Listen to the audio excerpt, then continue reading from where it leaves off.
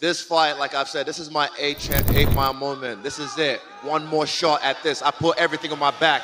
I've done everything in my power to make sure I do the worst thing to this man this weekend. You're not gonna beat me. I'm prepared to die. What does it take to be great? I'm the new dog in the yard, and I just all over this cage. Isn't it only about achievements? Or the obstacles? But what if it is the great story?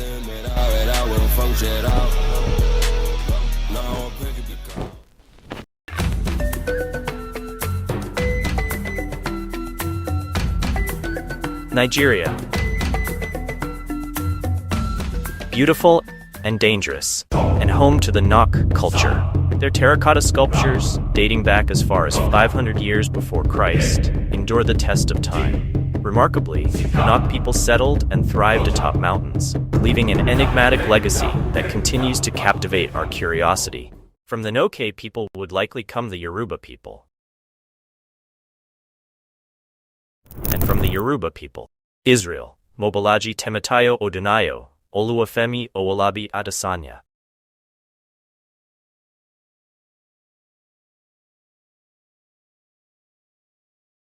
Born in 1989, a young Israel spent his formative years in Lagos. The city offered beautiful beaches juxtaposed with dangerous slums, vibrant Yoruba culture, and above all, memories of neighborhood life. For many of us, our formative years are the years that we look back on.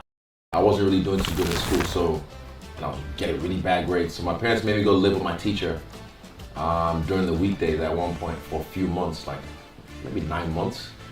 And I come home on the weekends. But during the weekdays, I stay with my teacher in his house.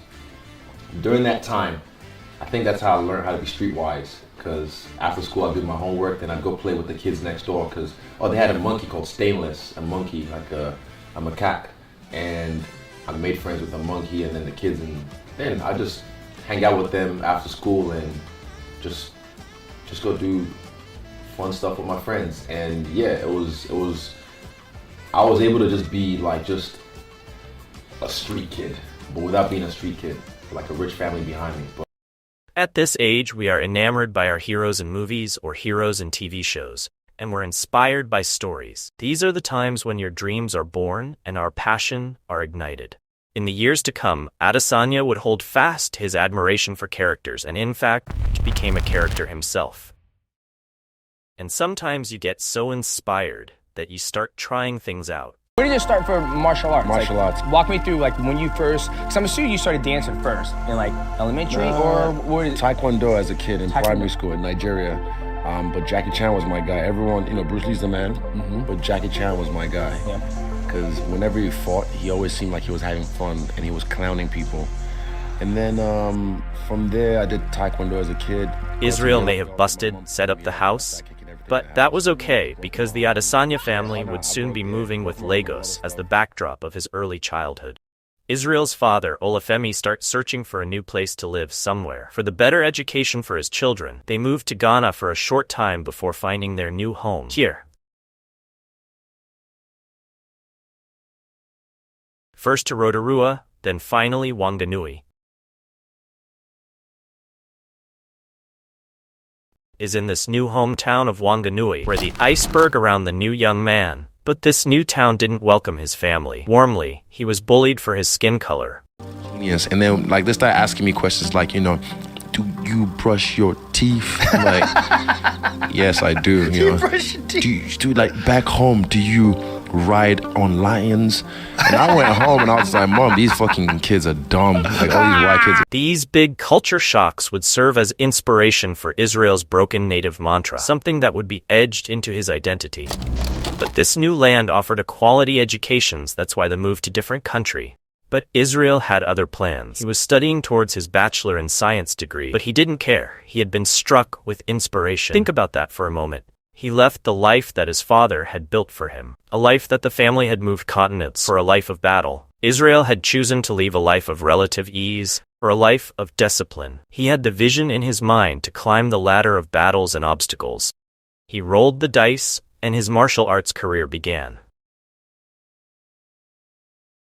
At only 18 years old, Israel would have his first amateur fight against an opponent 30 pounds heavier than Israel. Described the fight as nerve-wracking. This was his first moment to prove to himself, and perhaps prove to others, that he belonged here in this cage of killers. The moment the match started, Israel immediately found the range of his opponent and landed kicks to the body. His accuracy was phenomenal.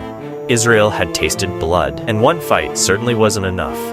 10 fights wasn't enough. 20 fights wasn't enough. Israel would go on to amass 32 straight victories in a row, fight after fight, in both kickboxing and Muay Thai. Imagine the raw feeling of turning your dreams into a reality. But these were just amateur fights. This was just Israel breaking out of his iceberg. This was only the amateur scene. Now, between 2010 and 2017, Israel would amass an incredible 75 victories and only 5 defeats. He would compete across 21 different fighting organizations. 2010, Israel's very first recorded professional fight against Tim Antonio. Hands up, Tim. Credit to him. Oh, slapping around In the 80s, baby. Israel is barely touched and puts on a masterclass in spacing and head kicks. And he is, Michael Vukovic was right, he is so...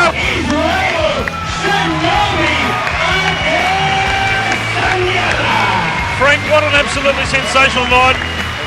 Main event was the best I reckon I've seen. Across New Zealand, Israel would first make headlines when he competed in King in the Ring.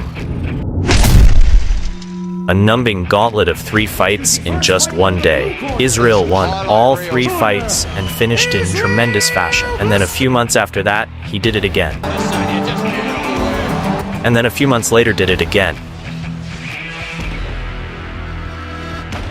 In a little over a year, Israel had competed in 3 King in the Ring events. Israel round kicks are devastating. He commonly uses round kicks from an orthodox stand. Israel coined himself the title, The Last Style Bender, paying homage to his favorite anime avatar, The Last Airbender. Israel's growing confidence and his stylistic preferences would emanate from him in the years to come, only bolstering the meaning of his now famous nickname. Of Israel's 5 defeats, 2 of them would come from one man. Only people scared of him, people who got reason to be. Scared of who? Well, there's a new kind of mean in him. He is angry, and he's hunting. Son, tell me.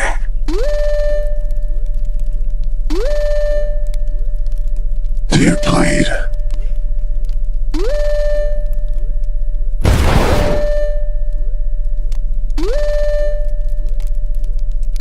You will.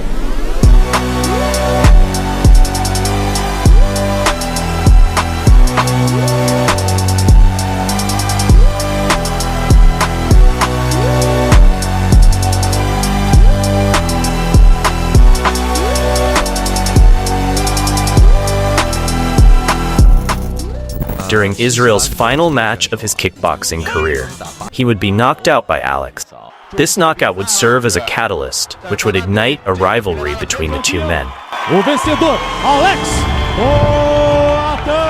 75 pro wins, 5 losses, all in 7 years. That's about 1 fight every single month. Israel had elevated himself far above other fighters submitting the top of the professional scene, but it still wasn't enough. There was yet one more mountain that he just had to climb.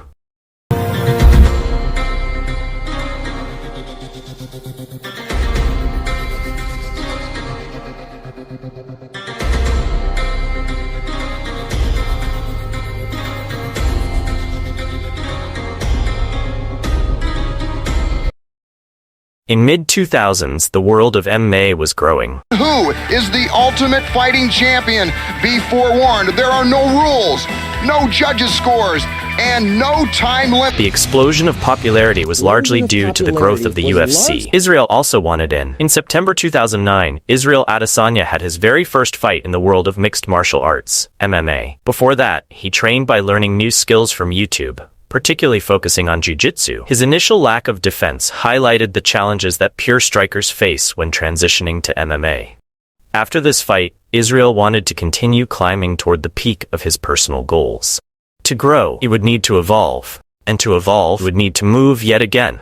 Only 3 months had passed since Israel's embarrassing loss. Because of the loss, Israel was going to move. He would leave his family and his friends and everything he knew to move over 400 kilometers away. Well, the train with the very person he was humiliated in front of Eugene Behrman. Later in February 2010, I just showed up at the gym and he's like, hey, and he said, oh, maybe you could try that gym. I didn't realize it till last year he was trying to shoo me away. I thought he would, but I was just like, I'm here. I didn't care. This is my house. This is my gym. Israel's flashy style had caught Eugene's eye, which was crucial for Israel. He had been chasing this dream. He had finally found a guide to help him navigate this ever-evolving world of MMA to solve his issues in wrestling and grappling. Israel regularly trains with Andre Paulette, who's the lead wrestling coach at Israel's new home gym of City Kickboxing, and later in his career. Israel would also train with world champion and 32-time gold medalist Andre Galvao.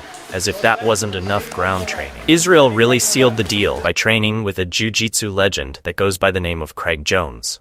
Israel's ground game now fully covered, he also mastered the art of the feint, which is a City Kickboxing special. Feint is a deceptively aggressive movement that is disguised as an offensive attack. It's intended to fool the enemy. At first, it appears the attack movement is real, which would prompt a defensive response, but just before the movement is completed, it's withdrawn prior to completion. The application is useful in a real fight at any given time. In a fight, each fighter is watching his opponent closely and analyzing his movements to find a weakness. But when a feint is introduced, it can throw the opponent off guard. As Eugene and training at City Kickboxing, Israel would continue his rise upward on his personal mountain, his journey, and he would begin to radiate airwaves everywhere. I feel like Izzy's your guy. Like that camp is your guy. Izzy. How did you guys become BFF? Izzy was like an avid listener to Brilliant Idiots. I do a podcast with Charlemagne the God, and then Flagrant. He was listening to Flagrant a lot, and it was just, I don't know, like we were just.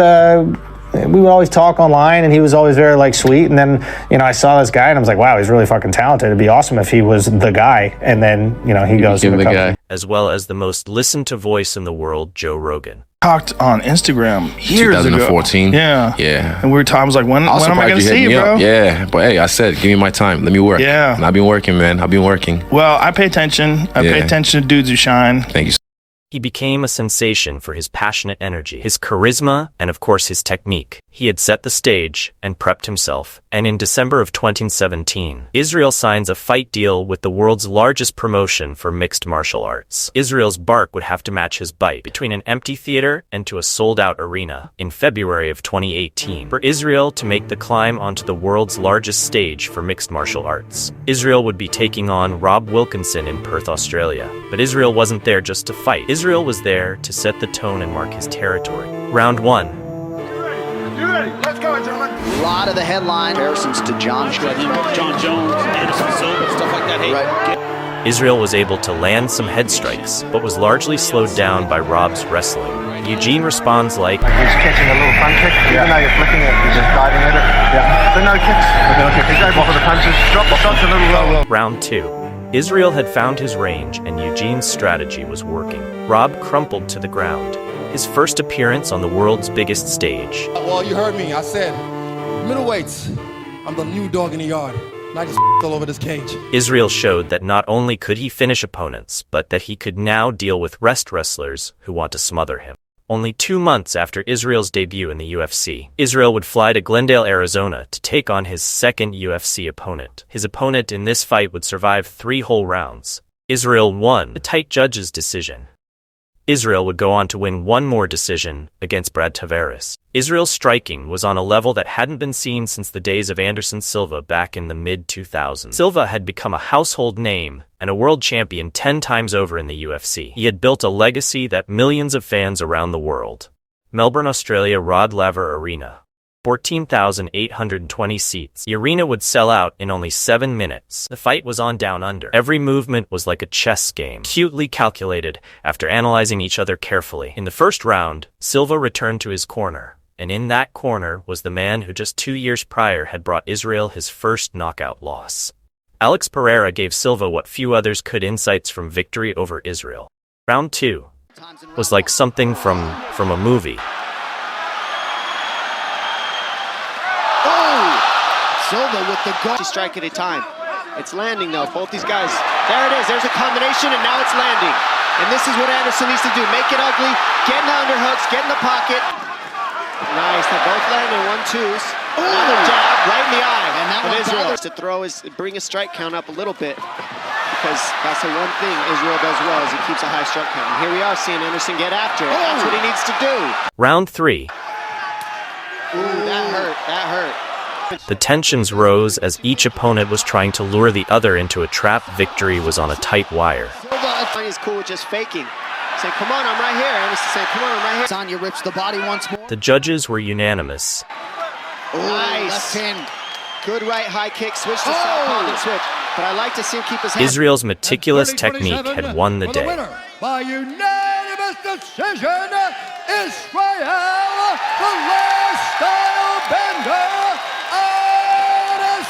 Adesanya.